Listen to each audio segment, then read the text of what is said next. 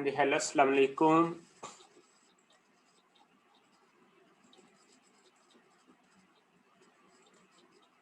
हाँ जी। अ, हमने रेक्टिलिनियर वाला आर्टिकल कर लिया था और मैंने आपको सॉल्यूशन उसका सेंड कर दिया था और आज हम इंशाअल्लाह जो है वो मिड टर्म का आखिरी आर्टिकल मिड टर्म तक जो है ना वो यानी ये सिलेबस है जो यूजुअली जो प्रीवियस जितने भी लैब से अपना हो चुके हैं ये सेशन में करवाता था इंजीनियरिंग डायनामिक्स थ्योरी के। तो ये वाला आर्टिकल यानी कि ए पार्ट जो है उसमें शामिल होता है न्यूटन सेकंड लॉ का, जिसके अंदर रेक्टिलिनियर और कर्वीलिनियर मोशन आ जाती है न्यूटन सेकंड लॉ की, यानी न्यूटन सेकंड लॉ का कंप्लीट एप्लीकेशन उसमें जो है वो आ जाता है। और उसके बाद जो है वो आगे यानी एंड टर्म का सिलेबस जो है वो स्टार्ट हो जाता है। नेक्स्ट वीक से हम इंशाल्लाह एंड टर्म का सिलेबस जो है वो लॉन्च करेंगे, स्टार्ट करेंगे और उसमें देखेंगे कि मकसद है हमने क्या करना है। पार्ट बी जो है वो करेंगे वर्क एंड एनर्जी वाला। अच्छा जी, ये जो आर्टिकल है इसके बारे ये आपने सारा पढ़ा हुआ है और आपको आता भी है। कर्वीलिनियर मोशन, फर्क सिर्फ इतना है कि आपने काइनेटिक्स लगानी है, यानी आपने देखे ना जो सेकंड चैप्टर के अंदर कौन कौन सी जो है वो मोशंस पड़ी थी। सर मिड्स कब होने हैं ये पता नहीं, ठीक है, ये पता नहीं मिड्स कब होने हैं। अब मैंने बताया हुआ कि सिर्फ और सिर्फ जो है वो जब लेक्चर चल रहा हो तो लेक्चर के रेलेवेंट क्वेश्चंस करें। इसके अलावा मिड कब होने हैं, क्विज कब होना है, इस तरह के क्वेश्चन मुझे सख्त नापसंद हैं। सही है, तो मेरी पसंद नापसंद का ख्याल रखें जब भी जो है ना वो लेक्चर हो रहा हो, ये बात ज़हन में रखें। अच्छा जी, तो यानी कर्वीलिनियर के हमने जितने आर्टिकल पढ़े हैं, रेक्टेंगुलर हो गया, उसमें हो जाएगा नॉर्मल एंड टेंजेंशियल हो जाएगा और उसके अंदर पोलर एंड थीटा सिस्टम है। वो सारे जो सिस्टम है ना वो 3.5 आर्टिकल में आ चुके हैं। फर्क सिर्फ इतना है कि साथ इनर्शिया मल्टीप्लाई हो जाना है और कुछ भी नहीं है। यानी अब जो पहला आर्टिकल था 3/4 जो हमने पीछे किया न्यूटन सेकंड लॉ का, उसके अंदर जो है वो यानी कि रेक्टिलिनियर थी बस, यानी उस मोशन थी रेक्टिलिनियर।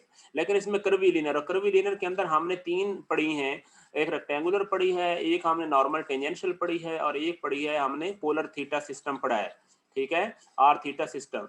तो वो सारे प्रॉब्लम इस एक आर्टिकल के अंदर उन्होंने मर्ज किए हुए हैं, ठीक हो गया। बाकी अब देख ले कि इसमें अगर रेक्टेंगुलर यूज कर रहे हैं तो समेशन ऑफ एफ एक्स यानी टोटल फोर्सेस को हम रिजॉल्व कर लेंगे। रेक्टेंगुलर कंपोनेंट्स में फोर्सेस को भी, एक्सेलेरेशन का भी रेक्टेंगुलर कंपोनेंट आ जाएगा, फिर वाई कंपोनेंट आ जाएगा फोर्सेस का और उनका साथ एक्सेलेरेशन का वाई कंपोनेंट आ जाएगा, जहाँ पे ए एक्स एक्स डबल डॉट और ए वाई डबल डॉट के बराबर है।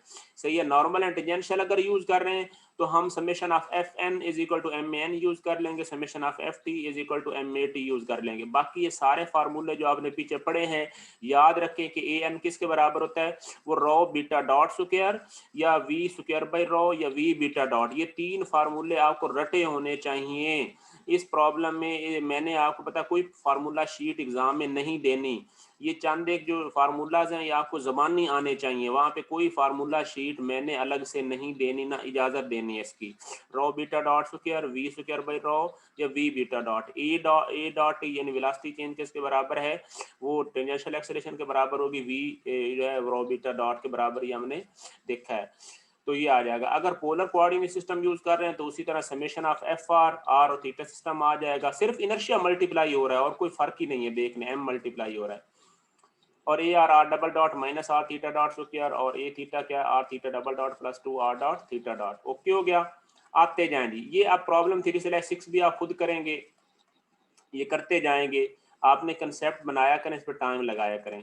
हम चलते हैं जी स्ट्रेट फॉरवर्ड प्रॉब्लम 3/47 पे। कौन सा 3/47 प्रॉब्लम करवा रहा हूँ, यहाँ से हम स्टार्ट करते हैं। कोशिश है कि हम इंट्रोडक्टरी प्रॉब्लम आज कर ही लें और फिर बाकी भी जितने हो सकेंगे वो आपको मैं करके सेंड कर दूंगा।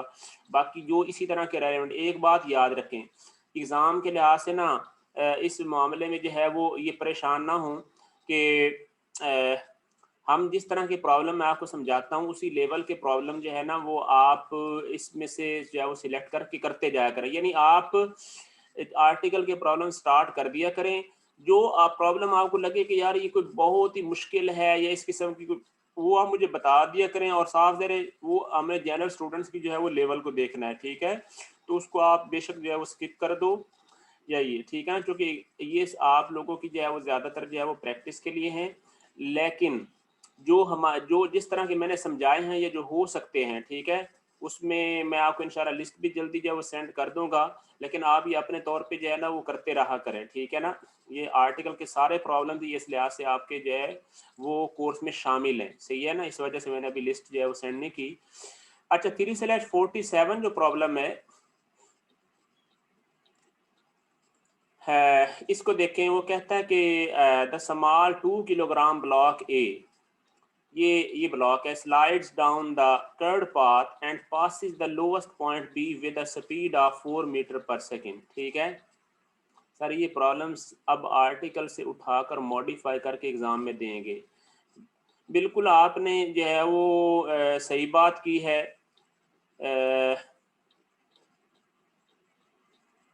जी, सही है ना? प्रॉब्लम तो मैंने इनमें से ही कोई जो है वो मकसद ले सकता हूँ, ठीक है ना? और यार ये जस्ट 1 मिनट, 1 मिनट।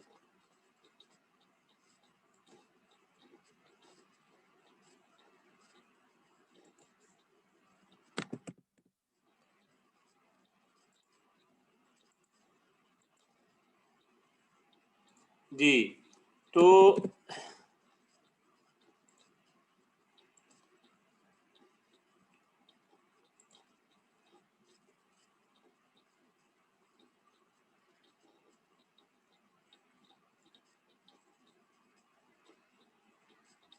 अच्छा जी। तो ये है कि जो मैं बात बता रहा था कि the small 2 kilogram block A slide down the curved path and passes the lowest point B with a speed of 4 meter per second. If the radius of curvature of the path at B is 1.5 metre, वो कहता है कि point B पर जो उसका radius of curvature है वो कितना है 1.5 metre. Determine the normal force N of the exerted on the block by the path at this point. Problem important है लेकिन सादा सा है। Is the knowledge of the friction properties necessary, then ये कैसे किया है। प्रॉब्लम नंबर 3 स्लैश जो है वो 47, इसको देखते हैं। ये देखें क्या है कि ये ब्लॉक जो है वो इधर आ रहा है, ये पॉइंट बी के ऊपर इसकी पोजीशन मैंने ड्रॉ की है। ये देखिए पॉइंट बी पे, ये ऊपर आपने क्या काम करना है, ये इस तरह का जो प्रॉब्लम है साफ जरा नॉर्मल एंड टेंजेंशियल का है, क्योंकि कर्वीलिनियर पाथ है तो आपने यहाँ पे जो है वो टी टेंजेंशियल इस तरफ आ जाएगा, जो कि एग्जैक्ट वो हॉरिजेंटल है ना, लोवेस्ट पॉइंट पे है। तो इसका मतलब है कि वेलोसिटी हॉरिजेंटल आ जाएगी और वाई जो है वो मतलब है एन एक्सिस इसके साथ आ जाएगा। अब क्या हो जाएगा, इस पर अब आप इसकी एफ बी डी ड्रॉ करें तो स्मूथ जो है वो पाथ है, फ्रिक्शन तो है नहीं उसमें, डब्ल्यू बी जो है वो नीचे आ गया और एन बी नॉर्मल रिएक्शन जो है वो पाथ का वो ऊपर आ गया, ठीक है ना। नॉर्मल रिएक्शन ऊपर आ जाएगा और वेट उसका डाउनवर्ड्स आ जाएगा। ये टी एक्सिस और एन एक्सिस आपने लाजमी ड्रॉ करने हैं ताकि आप गलती ना कर सको, सही है। अब हमने इक्वेशन क्या लगाई है, इक्वेशन हमने ये लगाई है कि summation of F N is equal to M A N, summation of F N is equal to M A N. और एम अब एफ एन किसके बराबर है, ये देखें, एन बी पॉजिटिव एन की डायरेक्शन में है और डब्ल्यू बी नेगेटिव एन की डायरेक्शन में है, तो N B minus W B आ गया। और ये किसके बराबर हो जाएगा, एम यानी इनर्शिया बॉडी का आ जाएगा, साथ ए एन क्या आ जाएगा, V B square by rho B. तो ये फार्मूला आपको पता है नॉर्मल एक्सेलेरेशन का। तो यहाँ से एन बी निकालना है तो डब्ल्यू बी इस तरफ पॉजिटिव हो जाएगा। डब्ल्यू बी कितना है 2 किलोग्राम उसका जो है वो दिया हुआ है वेट, ठीक है ना, उसकी मैस जो है वो 2 किलोग्राम दी हुई है। तो ये आ जाएगा 2 मल्टीप्लाइड बाई 9.81। सर ये टेंजेंशियल कंपोनेंट पार्शल की मोशन का अलांग होता है, पार्टिकल की मोशन के अलांग होता है क्या कर्वीलिनियर पाथ में। सर ये टेंजेंशियल कंपोनेंट पार्टिकल की मोशन के अलांग होता है। ये तो बताया हुआ है ना कि टेंजेंशियल एक्सिस हमेशा वेलोसिटी के अलांग होता है, हमेशा वेलोसिटी के अलांग, सही हो गया। यानी हमेशा वेलोसिटी के अलांग जो है वो होता है, ठीक हो गया, ये बात है।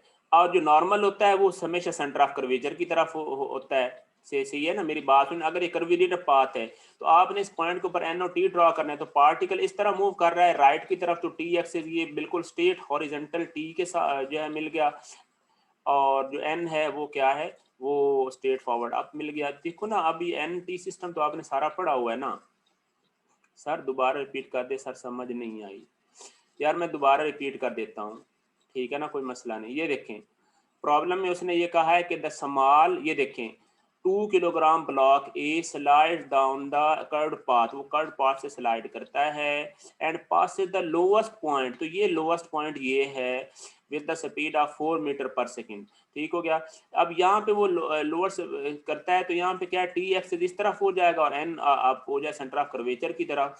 आप लोग असल में ना यार प्रैक्टिस नहीं करते, आप लोगों को कहा भी था कि पढ़ के आया करें।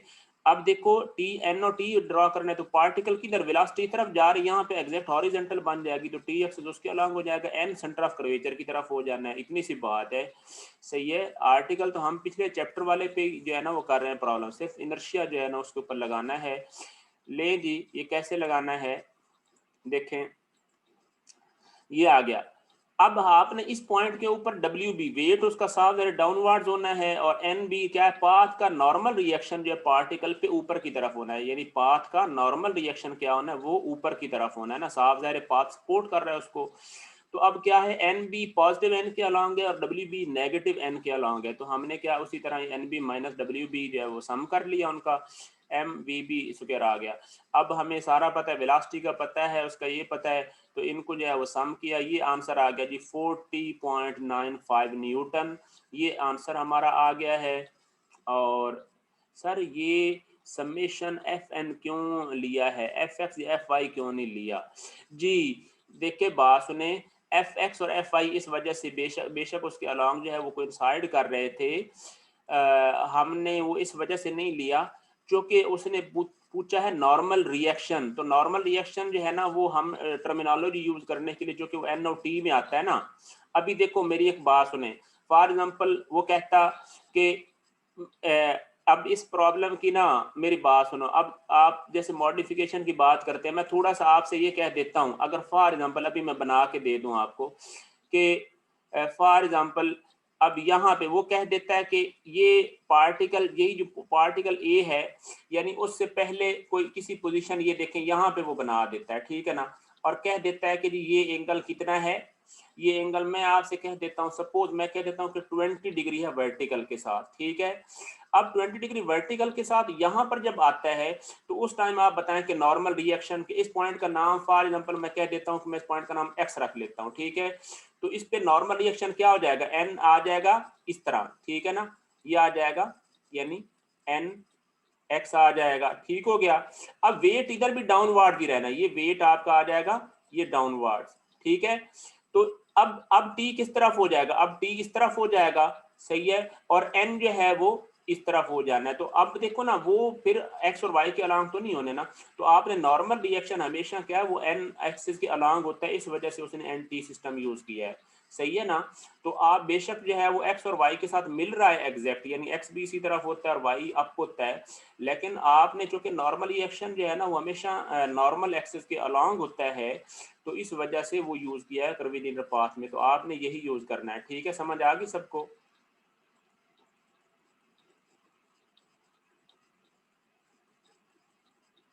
और किसी और को यार, किसी बगैर स्टूडेंट को आगे ना लिंक ना सेंड किया करें, ठीक है ना, कोई स्टूडेंट ऐसे होते हैं वो आप आगे उनको जो है वो देते हैं डिस्टरबेंस के लिए, तो इस तरह की गलतियां ना किया करें, समझ आ रही ना, आप रखें कि हर हाँ जी। अच्छा सर ये क्या कहता है, सर आपने सिर्फ नॉर्मल एक्सेलेरेशन लिया है, तो भाई टेंजेंशियल की यूज जरूरत ही नहीं पड़ती ना। देखो अगर वो नॉर्मल में आता ही नहीं, नॉर्मल जो टेंजेंशियल डायरेक्शन है उसके अंदर नॉर्मल एक्सेस आता ही नहीं, हाँ उसने नॉर्मल फोर्स पूछी है ना, उसने सिर्फ ये फोर्स पूछी है, तो हमें तो सिर्फ यही चाहिए ना। सर आपने टेंजेंशियल एक्सेलरेशन ऐड क्यों नहीं किया भाई, वो ऐड वो टेंजेंशियल में ऐड हो सकता है ना, वो हो सकता है टेंजेंशियल में, वो अब टेंजेंशियल एक्सिस की डायरेक्शन जब हम इक्वेशन लिखेंगे, अगर हम लिखते हैं हमें जरूरत ही नहीं पड़ी ना, हमारे आंसर में क्वेश्चन में उसने पूछा ही नहीं, जो चीज वो पूछता है ना हम सिर्फ उसको उतनी ही चीज बताएंगे। कि उसने हमें नॉर्मल फोर्स चाहिए थी, नॉर्मल रिएक्शन बी पे चाहिए था, वो हमने निकाल लिया। देखिए knowledge of friction is unnecessary because there is no friction term in the normal direction. अब नॉर्मल डायरेक्शन में फ्रिक्शन आ ही नहीं सकती, तो इस वजह से क्या है, उसका नॉलेज अननेसेसरी हो गया। इसमें देखिए कहीं कोई फ्रिक्शन आई है इस प्रॉब्लम में एंड नॉर्मल डायरेक्शन में नहीं आई, तो इसका मतलब इसका नॉलेज अननेसेसरी। ठीक है, अगर वो कहता है यार कि वेलोसिटी चेंज कितनी है, टेंजेंशियल एक्सेलरेशन कितना है, तो हम लिख लेते हैं summation of F T is equal to M A T, तो वहां से वो निकल आता। सही है सर, फिर कर्वीलिनियर में फ्रिक्शन होती है या नहीं? वो मेरे भाई फ्रिक्शन होती है या नहीं होती, ये तो डिपेंड करता है ना। अगर वो कहीं उसने म्यू एस म्यू के दिया होता है तो फिर होगी, और अगर नहीं दिया होता तो इसका मतलब है स्मूथ है। ठीक है ना, ये तो आपका प्रॉब्लम ही बताएगा। लेकिन बात ये है कि जब वो पूछेगा कहीं इन्वॉल्व करने की जरूरत पड़ेगी तो फिर ही हम करेंगे ना। अभी तो उसने नॉर्मल की बात की थी, अब नॉर्मल में वो है ही नहीं। ठीक है, तो ये सादा सा प्रॉब्लम था, आप देख लें। यानी हमने सिर्फ नॉर्मल डायरेक्शन में जो है ना वो एन बी आया और हमने सॉल्व कर लिया, ओके हुआ। आगे चलें आगे चलें, एक प्रॉब्लम के ऊपर आप बैठ जाते हैं, इस पे आ जाएंगे। ये प्रॉब्लम भी आपको और अंडरस्टैंडिंग देगा। If the 2 kilogram block passes over the top of the circular portion of the path, ये सुने, ये देखें, ये ब्लॉक जा रहा है, वो कहता है कि if the 2 kilogram block passes over the top of the circular portion, ये टॉप है, ठीक है ना, बी पॉइंट पे, with a speed of 3.5 meter per second, calculate the magnitude nb of the normal force exerted by the path on the b। वो कहता है कि आप क्या काम करें, नॉर्मल फोर्स जो है वो बताएं, ठीक है ना, एनबी की जो इसके ऊपर वो लगाता है, यानी जब हाईएस्ट पॉइंट पे वो 3.5 मीटर से गुजरता है। अच्छा, उसके बाद अगला पार्ट कहता है कि determine the maximum speed v which the block can have a without losing contact with the path, कि इस पॉइंट के ऊपर, ये पॉइंट ए है, यहाँ पर जो है वो 30 डिग्री वर्टिकल के साथ बना रहा है। यानी सेकंड पार्ट में वो कह रहा है कि आप इस पर बताएं कि वो इस पाथ के साथ कांटेक्ट लॉस किए बगैर जो है वो मैक्सिमम कितनी स्पीड अचीव कर सकता है। क्योंकि साफ जाहिर है जब स्पीड जो है वो ज्यादा हो जाएगी तो वो फिर जो है वो पाथ से जो है कांटेक्ट लॉस कर जाएगा। सही है ना, जैसे वो एक चीज यानी ऊपर जो है ना ये उठ जाती है इधर। ठीक है, तो ये बात है। लेकिन जी इसका फर्स्ट पार्ट देखते हैं कि पॉइंट बी पे स्पीड देखते हैं कैसे निकाल ली है। 3/48 पे आ जाएं, प्रॉब्लम देखें। ये पॉइंट बी के ऊपर आपने जो है वो ड्रॉ करना है, तो वही तरीका है। ये देखिए मैंने टी पे टी ए ड्रॉ कर दिया है, यानी टी बी, यानी टेंजेंशियल एक्सिस का नाम मैंने रख दिया टी बी, यानी टी बी है, और इधर नॉर्मल क्या एन बी है, यानी उसके अलग अलग मैंने टेंजेंशियल एक्सिस बना ली ना, सिर्फ आपको समझाने के लिए। आप एन और टी डायरेक्ट भी लिख सकते हैं। अब आप मुझे बताएं टी एक्सेस किस तरफ होगा, पार्टिकल इधर जा रहा है ऐसे, ठीक है ना, ऐसे जा रहा है, तो ये सीधा जो है वो मतलब वेलोसिटी इस तरफ होनी है, तो टी एक्सेस इस तरफ हो जाएगा। एन बी जो नॉर्मल रिएक्शन है वो तो ऊपर ही रहेगा ना, चूंकि पाथ सपोर्ट कर रहा है, और लेकिन नॉर्मल एक्सेस डाउनवर्ड्स आ जाएगा, क्योंकि सेंटर ऑफ कर्वेचर नीचे की तरफ है। आप सेंटर ऑफ कर्वेचर क्या है, वो नीचे की तरफ है, तो एन बी क्या हो जाएगा, उस तरफ हो जाएगा। अब आप ये देखें, आप पॉइंट बी के ऊपर देखें, नॉर्मल फोर्स एट बी हमने फाइंड करनी है, किसके बराबर हो जाएगी, summation of N B is equal to M A N at B. वो उसी तरह कैसे हो जाएगा, अब डब्ल्यू बी देखें, इस केस में जो है वो पॉजिटिव एन की तरफ है, तो डब्ल्यू बी देखें पॉजिटिव आ गया और एन बी नेगेटिव आ गया, चूंकि वो क्या है, नॉर्मल एक्सिस के अपोजिट है। ठीक है ना, तो ये माइनस एन बी आ गया। सही है, और is equal to M V B square by V. जल्दी बताएं ये इक्वेशन समझ आई है यानी सबको, जल्दी करें यहाँ पे, इससे मैं पूछ कर फिर आगे चलता हूँ आपसे। सब बताएं जो देख रहे हैं। कैसे सर नेगेटिव, क्या नेगेटिव सर, नॉर्मल की डायरेक्शन ऊपर ही है या नीचे, नीचे है भाई। देखें आप लोग ना असल में अभी तक कंसेप्ट क्लियर नहीं कर पा रहे भाई। जिस तरफ सेंटर ऑफ कर्वेचर होता है ना, जिस ये देखें ना कर्व इस तरफ बन रही है, तो सेंटर ऑफ कर्वेचर की तरफ नॉर्मल एक्सिस होता है। ऊपर कर्व ऊपर थी, सही है ना, ऊपर वाले प्रॉब्लम में कर्व दूसरी डायरेक्शन में थी। सही है, ये आसान सा प्रॉब्लम है, आप इसको जो है ना वो समझ नहीं पा रहे जी। क्या कहता है सर, ए एन की जगह आपने क्या लिखा है, ए एन की जगह पे मैंने ए एन की जगह पे, ए एन की जगह पे एन ए, यार देखिए ना, ए एन के साथ ये बी यानी बी एक्सिस में हमने वो देना ना, देखें हमने नॉर्मल डायरेक्शन में जो फोर्सेज हैं पॉइंट बी के ऊपर सम करना है, तो वो किसके बराबर हो जाएगा, यानी पॉइंट बी पे नॉर्मल एक्सेलरेशन के बराबर हो जाएगा फार्मूला में। हाँ जी सर, ये नॉर्मल डायरेक्शन रिएक्शन ऊपर से वजह से अपोजिट डायरेक्शन में है।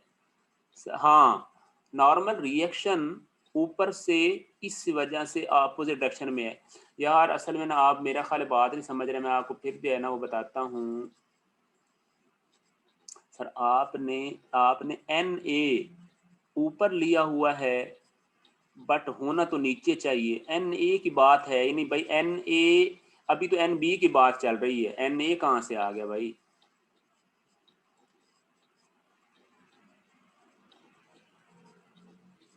हाँ कर दें, उसमें कर दें। हाँ एन बी ऊपर ही होना है ना, देखिए पाथ की तरफ होना है। अब आप मुझे एक बात बताएं, मैं आपको इधर इससे बना के देता हूँ।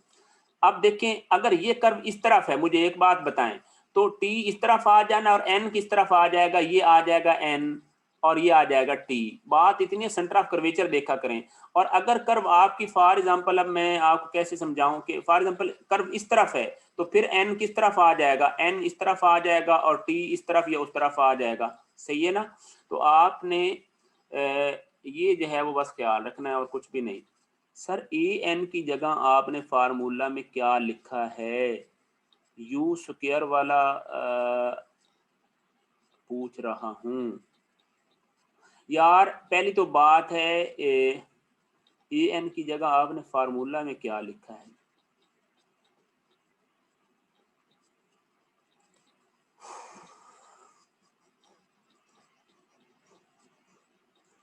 जी देखें बात सुने, ये जो है वो आ जाएगा, ठीक है ना, N B. Sir normal acceleration का पूछ रहा है वो, तो नॉर्मल एक्सेलेरेशन ही बता रहा हूँ ना। देखिए ये टी बी आ गया, टेंजेंशियल एक्सिस मैंने पी के लिए लिख दिया कि उसका नाम टी बी है, क्योंकि यहाँ पे ए और बी दो पॉइंट आ रहे थे ना। टी ए इसके लिए अलग कोऑर्डिनेट सिस्टम है और इसके लिए अलग है, दो दफा सिस्टम लिया है ना। हर एक का जो कि आपको पता है कि इसकी डायरेक्शन चेंज होती रहती है। तो पॉइंट बी के लिए मैंने उसको थोड़ा सा डिस्क्रिमिनेट करने के लिए क्या ले लिया, ताकि आप ये ना कंफ्यूज हो जाएं कि यार ये इसी टी के अलॉन्ग है ए पे भी। तो ए का टी ए वो डिफरेंट है डायरेक्शन उसकी, तो बी पे क्या टी बी लिख दिया और इधर क्या लिख दिया एन बी, ये normal access small N B जो लिखा हुआ है, ठीक है। जैसे ई टी और ई बी नहीं लिखते आप, असल में वो लिख देना चाहिए था, लेकिन वो फिर ज्यादा बन जाना था मुश्किल। अच्छा जी, तो अब summation of F N B किसके बराबर आ गया, यानी पॉइंट बी पे नॉर्मल रिएक्शन यानी टोटल नॉर्मल फोर्सेस किसके बराबर हो जाएगी, वो हो जाएगी नॉर्मल यानी इनर्शिया के बराबर। अब ये क्या है, जब डब्ल्यू बी देखें, डब्ल्यू बी देखें तो वो नेगेटिव एन बी के यानी अपोजिट है ना, एन बी नीचे की तरफ पॉजिटिव है, लेकिन एन बी क्या है, ये नॉर्मल रिएक्शन बी, ये कैपिटल एन बी की बात कर रहा हूँ, कैपिटल एन बी, ये है नॉर्मल रिएक्शन एट बी। और ये जो स्मॉल एन बी है, ये है नॉर्मल एक्सेस की डायरेक्शन नीचे की तरफ। सही हो गया। अब एन बी क्या है, वो नेगेटिव डायरेक्शन में, तो ये नेगेटिव आ गया। और W B positive N B की तरफ है, तो वो देखें वो आ गया है।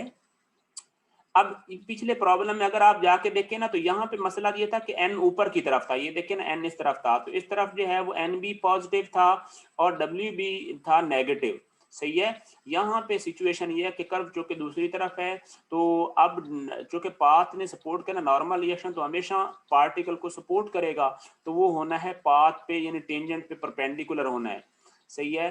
तो ये बात है। अब देख लें यही चीज आ गई कि अब एन बी निकालना है, तो वो डब्ल्यू बी में से ये माइनस हो गया, ये देखें ये माइनस हो गया, W B minus M V B square by rho B. Normal reaction resolve नहीं होगा, नहीं नहीं, नॉर्मल रिएक्शन कैसे रिजॉल्व होना है भाई, नॉर्मल।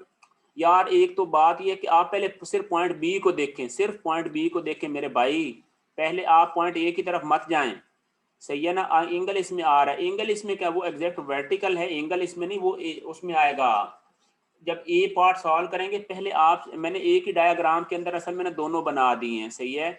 मैं अपनी टाइम सेविंग के लिए मैंने इधर बना दिए ताकि डायग्राम आपको ज्यादा ना देखनी पड़े, और आप जो है ना वो पिछले आर्टिकल आप पढ़े ही नहीं, और आप लोगों को जो है ना वो अभी कंफ्यूजन हो रही है। सही है ना। तो ये है कि आप देखें अभी पॉइंट बी को देखें, पॉइंट बी की बात आ रही है, उसमें कोई एंगल शिंगल नहीं आ रहा, वो वर्टिकल और हॉरिजेंटल है एग्जैक्ट। तो ये देखें W B minus M V B, इसको क्या 2 मल्टीप्लाइड बाई, और इसमें से ये करके वही काम किया, कोई फर्क नहीं। ये आ जाएगा वेट 19.62 माइनस 10.2 9.41, ये आंसर आ गया हमारा एन बी का। अगर आप कहें तो मैं आपको उधर से चेक भी करवा देता हूँ इसके आंसर, ठीक है।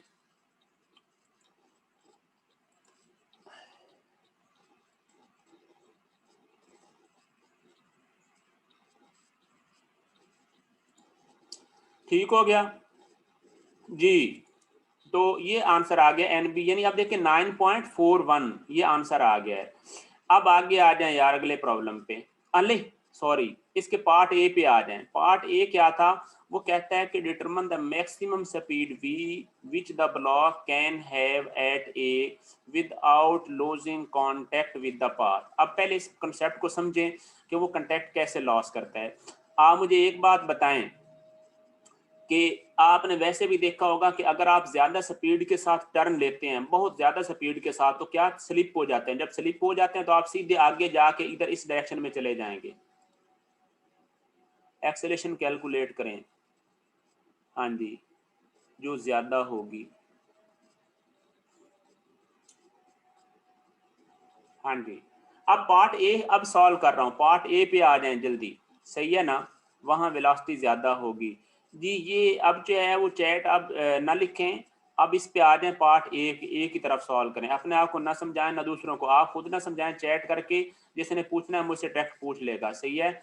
चलें जी, अब आ जाएं पार्ट ए पे। पार्ट ए पे देखते हैं कि ये इसका एंगल जो है वो इसके साथ यानी वर्टिकल के साथ 30 डिग्री है। तो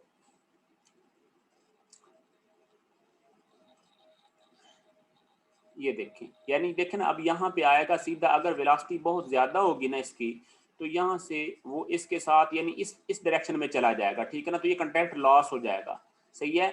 यानी ये कांटेक्ट क्या हो जाएगा, वो लॉस हो जाएगा। तो आपने इसके साथ यानी आप चाहते हैं कि वो हर पॉइंट पे पहले यानी ऐसे ही रहे, ठीक है ना, ऐसे ऐसे उसकी डायरेक्शन, ठीक है ना, रहे। तो यहाँ पे जो है स्पीड, क्योंकि ये पॉइंट आना है, इसके ऊपर अगर कांटेक्ट रहता है तो आगे भी रहेगा उस स्पीड के साथ, ठीक है। तो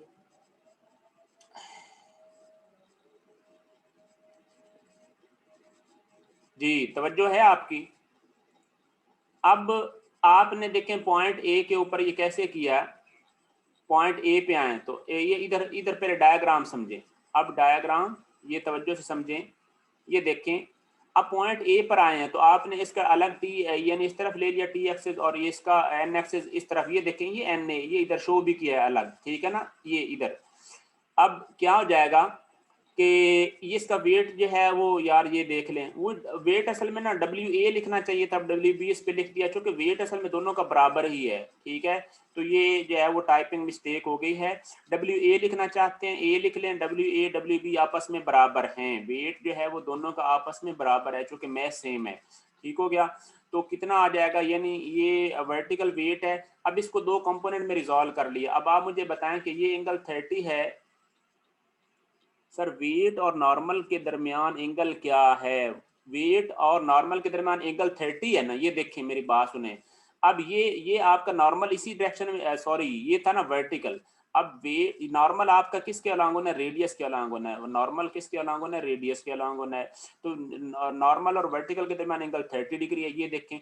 वही अल्टरनेट एंगल अगर मैं आपको यहाँ पे बना के समझा दूं, सही है ना, मैं नहीं चाहता कि यार आपको मुश्किल, देखो आप मुझे बताएं, अब ये एंगल और ये एंगल आपस में बराबर होंगे या नहीं होंगे, ये एंगल और ये एंगल आपस में बराबर होंगे ना, अल्टरनेट एंगल बन गए हैं। सर वेट और नॉर्मल के दरमियान एंगल क्या होना चाहिए, तो बता तो दिया भाई 30 डिग्री है, उधर वर्टिकल के साथ जितना एंगल है रेडियस का, यानी वर्टिकल के साथ जो रेडियस का एंगल है उतना ही वेट और नॉर्मल के दरमियान है। यानी वेट और रेडियस के दरमियान जो एंगल है, ये देखें कि यानी रेडियस और ये था ना वर्टिकल, इसके दरमियान जो एंगल है वो वेट और नॉर्मल एक्सिस के दरमियान भी सेम एंगल है, सही हो गया। चलें जी, ये इस पे आए जी। आगे देखें, अब ये आ जाएगा, तो ये अब ये कंपोनेंट कितना बनेगा, डब्ल्यू बी साइन 30 बन जाएगा, और जो नॉर्मल की डायरेक्शन में कंपोनेंट जो इस तरफ नीचे की तरफ एन पॉजिटिव एन के अलोंग आएगा वो आ जाएगा डब्ल्यू बी कॉस 30। तो अब जो है वो यही काम किया है, चेक करें कि ए पे के ऊपर क्या आ जाएगा, summation of F N at A M A N at A आ जाएगा, और ये क्या है डब्ल्यू कॉस 30 जो है ना वो देखें वो किसके अलोंग हो जाएगा, वो हो जाएगा पॉजिटिव एन के अलोंग, लेकिन एन ए क्या है, वो नॉर्मल रिएक्शन है और वो इस तरफ होना है, यानी ये जो ये वेक्टर है ना ये बड़ा सा, ये मैंने एन ए शो किया, तो एन ए क्या हो जाएगा, डायरेक्ट आप लिख सकते हैं वो अपोजिट होगा, वो पॉजिटिव एन के, चूंकि वो इस तरफ उसको सपोर्ट कर रहा है पाथ को, सही है। तो ये आ जाएगा ये एन ए आ जाएगा, एम ए एन ए, और यहाँ पे हमें वेलोसिटी चाहिए वी ए स्क्वायर और रो ए, ठीक है। तो यहाँ से हम वो निकाल लेंगे, भला कैसे निकाल लेंगे। अच्छा अब अगली बात आ जाती है, मुझे एक बात बताएं, वो कहता है without losing contact with the path. अब अगर यहाँ पर जो है वो पार्टिकल आता है और वो पाथ के साथ कांटेक्ट लॉस करता है, तो जैसे ही वो कांटेक्ट लॉस करेगा तो नॉर्मल रिएक्शन क्या हो जाएगा, जीरो। नॉर्मल रिएक्शन कितना हो जाएगा, जीरो। तो इसका मतलब ये है कि आपने क्या काम करना, इक्वेशन लिखी, और अब लॉस ऑफ कांटेक्ट के लिए क्या है ये देखें, यहाँ से तो डायरेक्ट इक्वेशन आ गई ना, वी ए मतलब आपने निकालना है, सर वो क्यों, अगर कंटेक्ट लॉस करेगा, ठीक है ना, हाँ अगर कंटेक्ट लॉस करेगा तो साफ दे, अगर कोई चीज जो है वो सपोर्ट से ऊपर उठ जाती है, ठीक है ना, तो इसका मतलब है सपोर्ट उसको सपोर्ट ही नहीं कर रही। यानी अगर आप फॉर एग्जांपल मैं आपको एक बात करता हूँ, आप जमीन पे चल रहे हैं, आप जमीन से अपना पाँव अगर उठा लेते हैं तो आपको वो नॉर्मल रिएक्शन देगी या सपोर्ट करेगी, नहीं करेगी ना।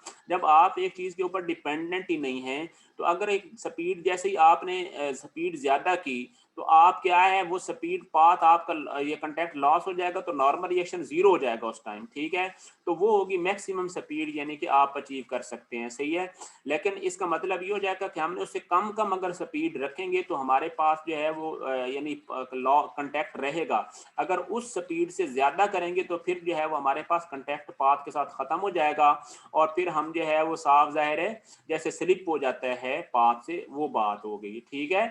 तो वो ये कह रहा है क्योंकि आपको पता है स्पीड ज्यादा होने की वजह से, इनर्शिया की वजह से, आप कहीं भी आप खुद देख लें, आप मोटर बाइक चलाते हैं, अगर आप किसी जगह टर्न लेते हैं तो बहुत ज्यादा स्पीड के साथ लें तो आपसे वो कंट्रोल नहीं होती, ठीक है ना, मोटरसाइकिल, और आप सीधे जाके किसी चीज में लग जाते हैं। वही बात वो कह रहा है कि आपने पाथ के अलांग रहना है, तो क्या हो जाएगा, आपको जो है वो स्पीड उतनी एक कम करनी पड़ेगी कि जिससे ज्यादा अगर आप करेंगे तो जो फ्रिक्शन होती है टायर्स के दरमियान वो उसके ऊपर ओवरकम जो है वो इनर्शिया ओवरकम आ जाएगा, और सेंट्रीफ्यूगल फोर्स की वजह से वो अपोजिट चला जाएगा, ठीक है, जिस तरफ वेलोसिटी हो जाएगी या जिस तरफ एक्सेलरेशन हो जाएगा। समझ आ गई बात की, तो ये बात है, ठीक है। तो कंटेक्ट आपका खत्म हो जाएगा। कंटेक्ट खत्म होने की जो है वो कंडीशन क्या होती है कि normal reaction N A zero आ जाएगा। ये देखें, ये मैंने लिखा है नीचे आपको समझाने के लिए, परेशान ना हो। ये मैंने लिखा है कि for the maximum velocity at which the body can have, ठीक है ना, for the maximum velocity at which body yani at the path which body can have without losing contact with the path is that velocity which makes it just lose the path। यानी जो just जो है वो जैसे ही path के साथ contact loss करता है तो वो वेलोसिटी होती है, और एट दैट मोमेंट क्या होता है, N A will be zero, या कोई भी नॉर्मल रिएक्शन होगा वो उस पॉइंट पे जीरो हो जाएगा। तो इस इक्वेशन में एन ए जीरो हो गया, बाकी जो है वो वैल्यू पुट की तो ये कितना आंसर आ जाता है बाकी का, वो 2 और ये आ जाता है 20.389, ये 4.51 metre per second.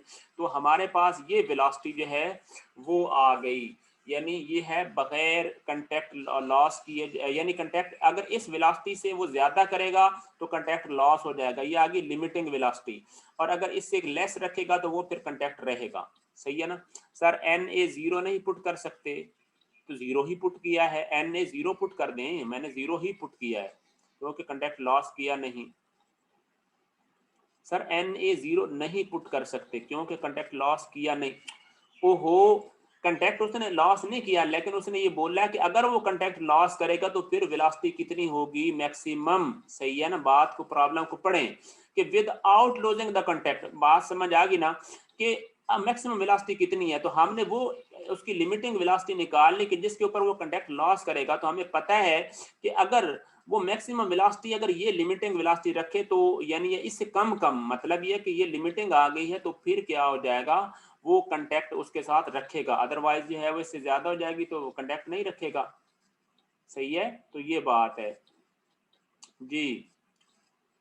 Sir angle का ये बता दें कि cos 30 क्यों आया। देखें बात सुने, एंगल का cos 30 अब बताने दो भाई इसको।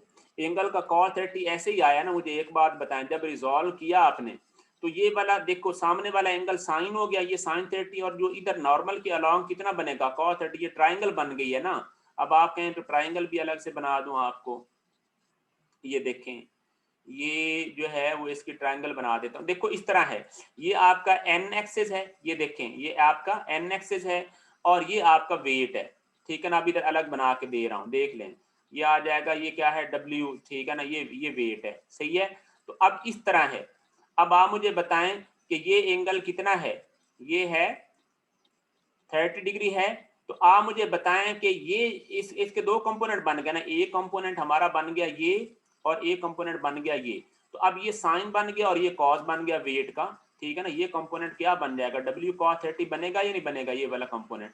और आपका जो एन ए है वो डायरेक्ट इसके अलॉन्ग है, ठीक है ना। एन ए क्या है, वो ऊपर की तरफ है, ये है आपका एन ए। ओके हो गया। अब बताएं, समझ आई इस बात की। ये आ जाएगा W sin 30 और ये वाला कंपोनेंट आ जाएगा W cos 30। ओके, सही है ना। हाँ जी, हाँ ये आ गई, ठीक है ना। इस तरह वो डायग्राम असल में आपको पता है, उस फिर कैमरा से पिक्चर लेते हैं फिर उसकी एडिटिंग करते हैं तो उसमें आ जाती है, सही है। तो इस तरह डायग्राम बनी है, आप ये बाद में देखना, अल्लाह खैर करेगा, आपको समझ आ जाएगी। प्रॉब्लम आसान से है लेकिन मैंने इनको छोड़ा नहीं, मैंने कहा चूंकि आप लोगों का कंसेप्ट पहले बन जाए। ये लें जी, इस तरह आ गया। अब ये पार्ट सॉल्व हो गया, सही है ना, यानी आपने कंडीशनली वो निकालनी। अच्छा सेम इसमें जो पहला सैंपल प्रॉब्लम है ना, उसको भी देखें, उसको पढ़ना, उसके अंदर भी यही काम किया है। आ जाए जी, प्रॉब्लम है कौन सा भला, 3/49।